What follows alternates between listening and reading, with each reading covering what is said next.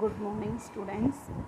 நம்ம இன்றைக்கி என்ன பார்க்க போகிறோம் அப்படின்னா 6th standard first term prose 1 sea turtle.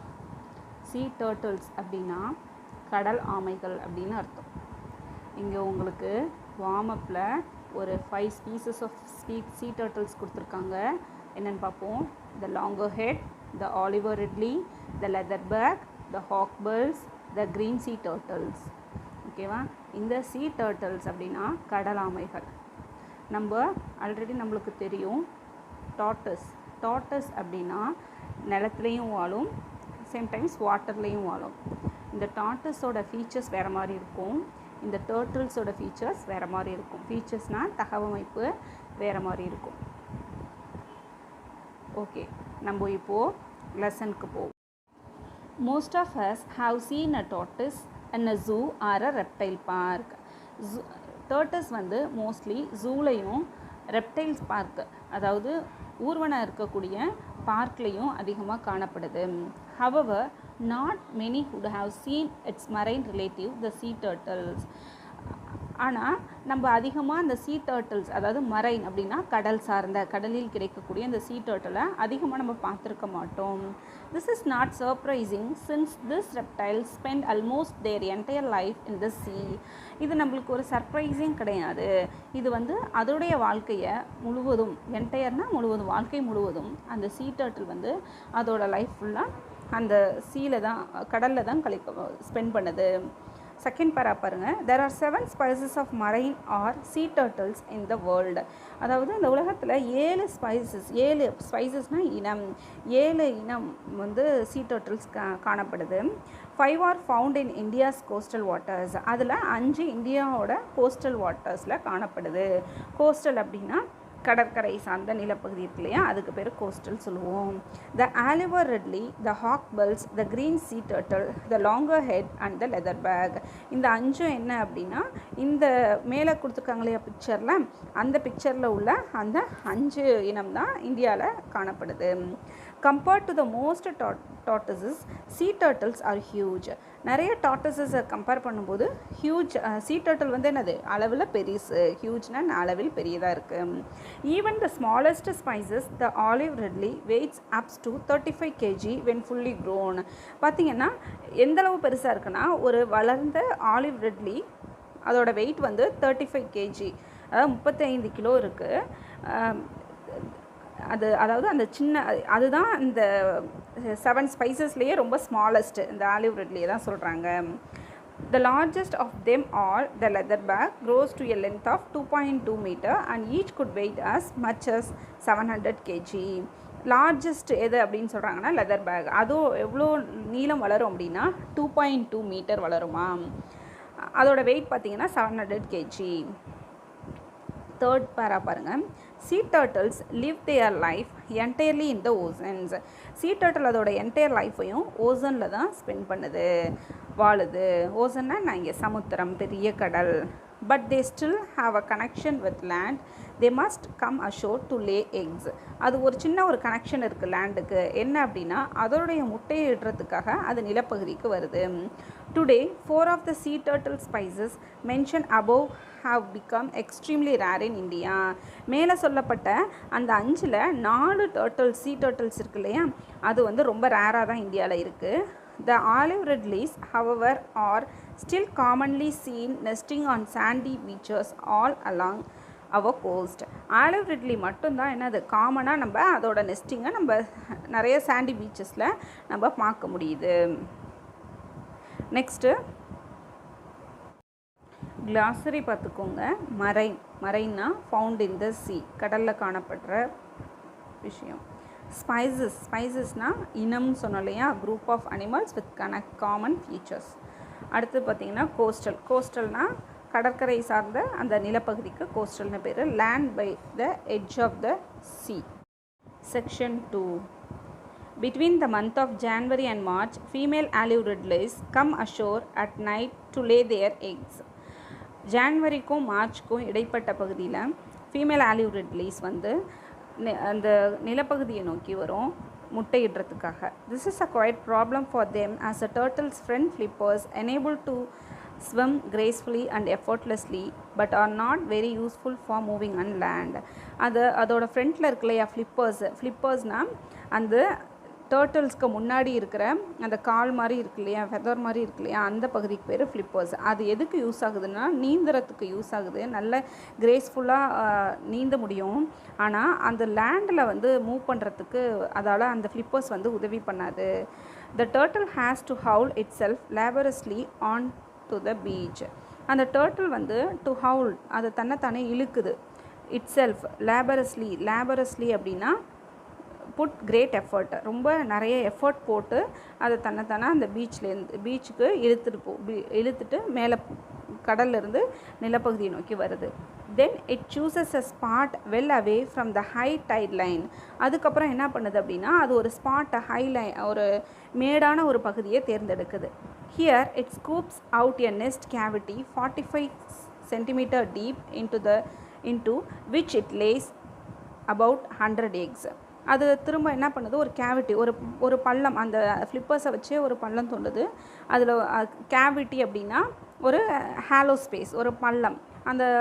அந்த இப்போது நம்ம பல்லு வலினா அதை கேவிட்டின்னு சொல்லுவோம் இல்லையா, அந்த மாதிரி அப்போ என்ன அங்கே ஒரு ஹாலோ ஸ்பேஸ் வந்திருக்கு, அதனால அதை கேவிட்டின்னு சொல்கிறோம். அந்த மாதிரி ஒரு பள்ளம் ஒரு எத்தனை சென்டிமீட்டர்னால் 45 centimeter ஆழமான ஒரு பகுதி பள்ளம் தோண்டுது. அதில் ஒரு 100 எக்கை வந்து விடுது. Each egg is in the shapes and size of the table tennis ball. ஒவ்வொரு எக்கும் என்ன சைஸில் இருக்கும்னா டேபிள் டென்னிஸ் பால் இருக்கு இல்லையா, அந்த சைஸில் இருக்குமா. Once all the eggs are laid, the turtle fills in the cavity, then it camouflages the nest by tossing sand on it using its flippers. என்ன பண்ணுது, ஒரு தடவை அந்த முட்டை இட்டோன்னே அது camouflages அப்படின்னா ஹைட், அதான் மறைக்குது. எதை வச்சு மறைக்குதுன்னா சாண்டை வச்சு தள்ளி மூடி அந்த முட்டை அந்த கேவிட்டி அந்த பள்ளத்தெல்லாம் என்ன பண்ணுது, மறைச்சிடுது. That done its return to the sea. இது முடிஞ்சோன்னே அது சீக்கு போயிடுது. The egg are left to incubate under the warmth of the sun. இன்குபேட்னா அடைக்கப்படுது. இந்த எதில் வந்து எக்கெல்லாம் வந்து சூரியனுடைய வெப்பத்தால் அது என்ன பண்ணுது, அடைக்கப்படுது. இன்குபேட்னா அடைக்கப்படுது. செகண்ட் பாருங்கள். In many places around the world, local people follow the tracks of the turtle to its nest. நிறைய பீப்புளெலாம் அந்த பகுதியை கடல் சார்ந்த பகுதியில் இருக்காங்களே அவங்க எல்லாம் என்ன பண்ணுறாங்க, அந்த லோக்கல் பீப்புளெலாம் அந்த எக்கை வந்து எடுத்துடுறாங்க. They collect the eggs for eating. அந்த எக்கை வந்து அவங்க சாப்பிட்றதுக்கு அந்த டேக் பண்ணிடுறாங்க. ஜாக்கல்ஸ்னால் நரி, domestic dogs and pigs to dig up and eat the eggs by following the scent of left by the turtle. அந்த டேர்ட்டில் விட்டுட்டு போகிறது இல்லையா சென்ட், அதாவது அந்த டேர்ட்டிலோடைய ஸ்மெல்லை வச்சு நிறைய நரிகள், நாய், பன்னி இதெல்லாம் என்ன பண்ணுது, அந்த குழியை நோண்டி அந்த எக்கெல்லாம் எடுத்துது. Those eggs that escape such people and predators hatch 45 to 60 days later. எந்த சில எக்கெல்லாம் எஸ்கேப் ஆகும் இல்லையா, அதிலிருந்து மிச்சம் மீதி இந்த ப்ரிடேட்டர்ஸும் பீப்புள்ஸும் எடுத்துகிட்டு போகிறாங்க இல்லையா. ப்ரிடேட்டர்ஸ்னால் இங்கே ஜாக்கல்ஸு, டொமஸ்டிக் டாக்ஸு, பிக்ஸு இதெல்லாம் ப்ரிடேட்டர்ஸ். ஏன்னா ஒரு அனிமல் வந்து இன்னொரு அனிமலை வந்து சாப்பிட்றது இல்லையா, அதுக்கு பேர் ப்ரிடேட்டர்ஸ்னு சொல்லுவோம். அதில் மீற அந்த எக்கு வந்து 45லேருந்து 60 daysக்கு வந்து அது வந்து அதை வந்து குஞ்சு பொரிக்குது. இந்த ஹேட்ச்லிங்ஸ், இந்த ஹேட்ச்லிங் இருக்கு இல்லையா, அந்த குஞ்சு இருக்கு இல்லையா, ஸ்லாஷ்னா கட் பண்ணுது. Open the leathery egg shells with the help of a tiny egg tooth. This is like a razor blade at the tip of a hatchling snout. ஸ்னவுட்னா மூக்கு, அந்த மூக்கு மேலே ஒரு கூராக ஒரு பிளேடு மாதிரி ஒரு இது இருக்கும் அந்த ஹேட்ச்லிங்க்கு, அந்த குஞ்சுகளுக்கு. அது என்ன பண்ணுது அப்படின்னா அந்த லெதரி எக்ஷெல்ஸ் இருக்கு இல்லையா, எக்ஷெல்னால் ஓடு, அந்த ஓட்டை என்ன பண்ணுது, கட் பண்ணுது. ஸ்லாஷ்னா கட் பண்ணி வெளில வருது. when most of the egg have hatched, the hatchling push themselves upwards through the sand and emerge on the surface of the beach. எல்லாமே ஹேட்ச் ஆனோடனே இது குஞ்சு பொரிச்சோடனே என்ன ஆகுது, அது வெளியில் எமர்ஜ், கம் அவுட் வெளில வருது. அந்த லேண்ட் உள்ளே இருக்கு இல்லையா, அந்த கேவிட்டிலேருந்து என்ன பண்ணுது, எழுந்திரிச்சு வெளியில் வருது. From here they make a hurried dash to the sea. வந்தோடனே என்ன பண்ணுது, டக்குன்னு அது ஹரி டேஷ் டு த சீயை நோக்கி அது திரும்ப என்ன அது போயிடும். அந்த அந்த ஹேட்ச்லிங்ஸ்லாம் அந்த சீயை நோக்கி போயிடும். இது ஓகே. நெக்ஸ்ட்டு நம்ம என்ன பார்க்க போகிறோம், செக்ஷன் 2ல் உள்ள glossary பாருங்கள். ஃப்ளிப்பர்ஸ்னால் broad flat limbs used for swimming. Turtle swim பண்ணுறதுக்கு முன்னம் பகுதியில் உள்ள ஒரு ஃப்ளாட் லிம்புக்கு பேர் தான் ஃப்ளிப்பர்ஸ். ப்ரிடேட்டர்ஸ்னால் animals that kill other animals for food. ஒரு அனிமல் இன்னொரு அனிமலை ஃபுட்டுக்காக என்ன பண்ணோம், எடுத்துக்கும். இதுக்கு பேர் ப்ரிடேட்டர்ஸ். ஹவுல் புல் வித் ஃபோர்ஸாக இழுக்கிறது. Slash cut. Laboriously with great effort. ஸ்னவுட்னா pointed nose of an animal. Cavity a hollow space. Emerge come out. camouflage hide மறைக்கிறது. Or disguise something. incubate hatch eggs using warmth. Section 3. Many of these tiny hatchlings, which weighs less than 20 grams each, will not even reach the sea. இந்த சின்ன டைனினா சின்ன hatchlings இருக்கு இல்லையா, அதோட wait பார்த்திங்கன்னா 20 கிராம்ஸ்க்கு லெஸ்ஸாக தான் இருக்கும். Will not even reach the sea. அதை சீயை கூட அடைய முடியாது. They will fall prey to crabs or birds even before they reach the water. அது வாட்டரை ரீச் பண்ணுறதுக்கு முன்னாடியே அது வந்து நண்டுக்கும் பறவைகளுக்கும் என்ன ஆகுது, ப்ரே ஆகிடும், இரையாயிடும். Most of those that do make it into the water will also be eaten by many predators in the sea within the first few days of their lives. அதோட ஃபர்ஸ்ட் ஃபியூ டேஸ்லேயே நிறைய ப்ரிடேட்டர்ஸ்க்கு அது வந்து தண்ணியிலேயே இரையாயிடும். In fact scientist estimate that only 1 in every 1000 hatchling becomes an adult.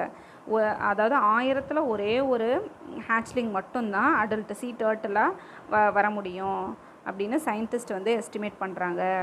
It is perhaps to ensure that enough hatchlings survive to keep the species going that sea turtles lay so many eggs.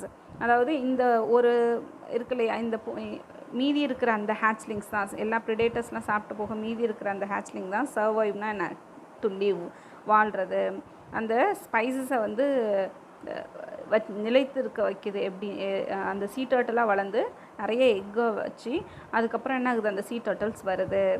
அடுத்து next பரவலை பாருங்கள். After many years of swimming in the open ocean, the female hatchling that have become adults return to the same beach where they were born. இது என்ன ஒரு அதிசயம் பாருங்கள். ஒரு அப்புறம் மெனி இயர்ஸ்க்கு அப்புறம் அது நிறைய வளர்ந்ததுக்கப்புறம், அந்த டர்ட்டலாக வளர்ந்ததுக்கப்புறம் அதே பீச்சுக்கு வருமா, அதே பீச்சுக்கு வந்து ஃபீமேல் ஹேட்சிங் வந்து அதே பீச்சுக்கு வந்து அங்கே முட்டையிடுமா. they come there to lay their own eggs.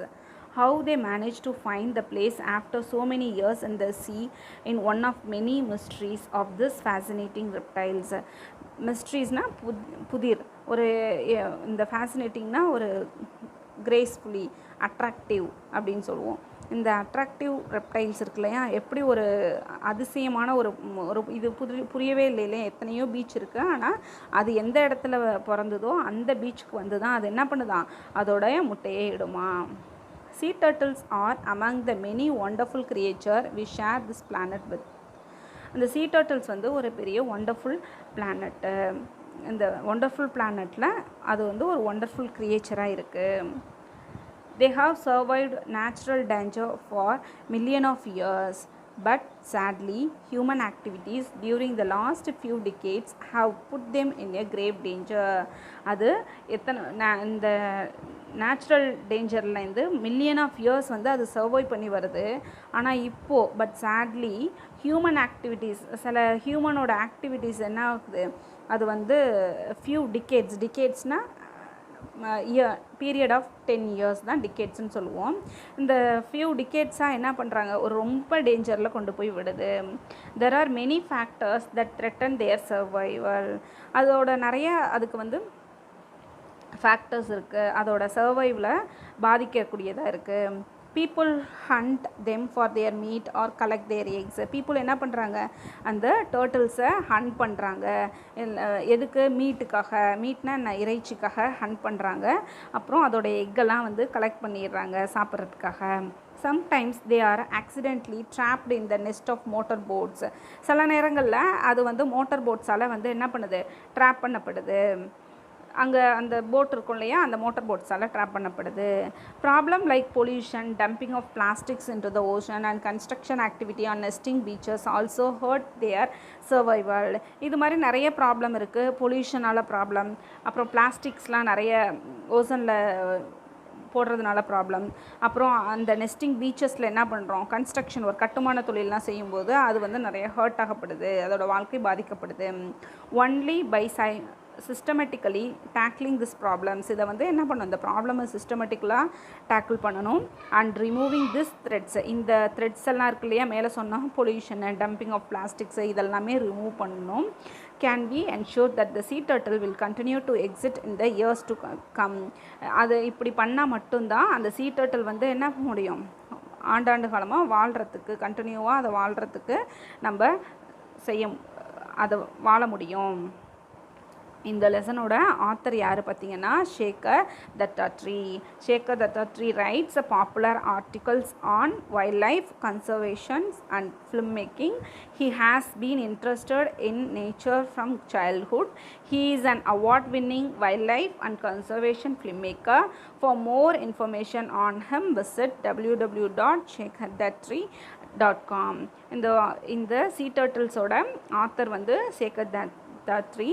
அவங்க வந்து நிறைய ஆர்டிகல்ஸ் வைல்ட் லைஃப் கன்சர்வேஷனை, ஃபிலிம் மேக்கிங்கை பற்றி நிறைய ஆர்டிகல்ஸ் எழுதியிருக்காங்க. அப்புறம் அவார்ட்ஸும்